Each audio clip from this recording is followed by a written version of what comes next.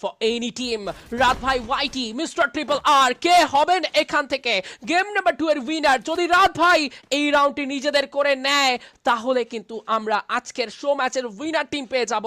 আর যদি mister triple আর তিনি যদি এই রাউন্ডটি তার দলে নিতে পারেন, তার নিজেদের দখলে রাখতে পারেন এই রাউন্ডটি, তবে আমরা ডিসাইডার গেম পর্যন্ত যাব। লেটস সি ডিসাইডার পর্যন্ত যাওয়া কি সম্ভব? Is it possible guys? কি মনে হচ্ছে দর্শক আপনাদের সকলের? ফ্লিকার কিন্তু তার একটা স্কিলের ব্যবহার করে ফেলেছেন। এই মুহূর্তে তিনি আর ব্যবহার করতে পারবেন না আইরিশ। কিছুটা সময়ের জন্য তাকে অপেক্ষা করতে হবে, কুলডাউনের জন্য সময় নিতে হবে। ওদিকে ব্লেড কিন্তু এই মুহূর্তে স্মোক গ্রেনেডে ব্যবহার করেছেন যাতে করে এখান থেকে নিজেদের পজিশনগুলো কোনোভাবেই স্পট করতে না পারা যায়। এই স্মোকের মধ্যে আসলে একটা বিরাট ডিপ্লোম্যাসি ক্রিয়েট হয়, প্রতিপক্ষ বুঝে উঠতে পারেন না আসলে স্মোকের কোন পজিশনে রয়েছে। স্কোপ করে রাখলেও আসলে সেখান থেকে ধরাছোঁয়ার বাইরে থাকেন।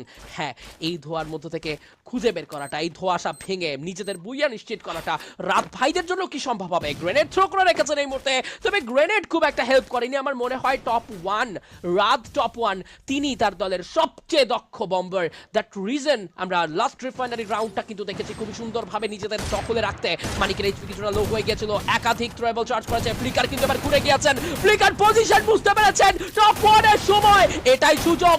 শুভর কাছ থেকে প্রথম নক, শুভর কাছ থেকে প্রথম নক। ক্লোজ রেঞ্জ ব্যাটলের প্রস্তুতি কুটুষ্টি আছেন, ফ্লিকারকে দিয়েছেন damage. Blade flame both got knock by Shubh. Come on Raat Bhai YT, this is high time, this is high time. আরো একটা সময়, আরো একটা সুযোগ।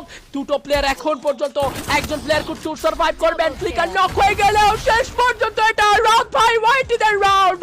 This is the winning moment for Raat Bhai YT. Come on, come on, come on Raat Bhai YT, congratulation রাত ভাই ওয়াইটি। They are the winner of show match best of 3 against Mr. Triple R.